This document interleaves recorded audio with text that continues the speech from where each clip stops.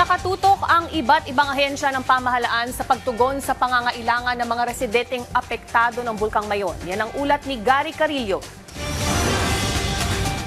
Nasilayan kagabi ng mga residente dito sa Albay ang nakakaalarmang ganda ng Bulkang Mayon matapos maglabas ang PHIVOLCS ng mga larawang nagpapakita ng crater glow sa tuktok nito. Kita rin ang nagbabagang lava dome at naitalang pyroclastic density current o ang tinatawag na uson na dumadaloy sa Bonga Gali. Mga indikasyon na nananatili ang banta habang umiiral ang Alert Level 3. Kaya naman si Department of Social Welfare and Development o DSWD Secretary Rex Gatchalian agad na nagtungo ngayon dito sa Albay para tutukan ang pagbibigay ng tulong at serbisyo sa mga apektadong residente. Sa katunayan, nakipagpulong ang DSWD sa mga lokal na opisyal para sa mga karagdagang hakbang ng pamahalaan sa mga pamilyang inilikas sa loob ng 6-kilometer permanent danger zone.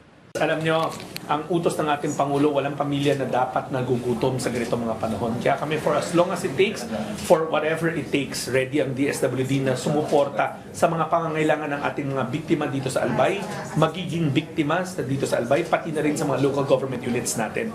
Alam kasi natin, maliliit sometimes ang LGU natin, kaya yung kapasidad nila maliliit din.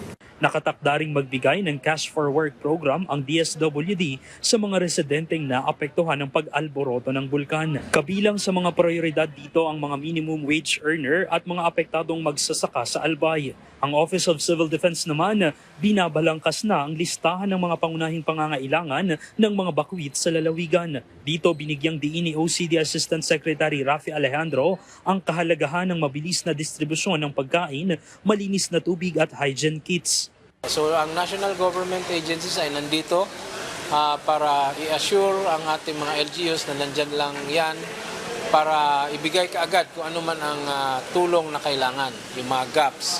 So naka-alerto na po ang DSWD, DOH, even yung NHA, no?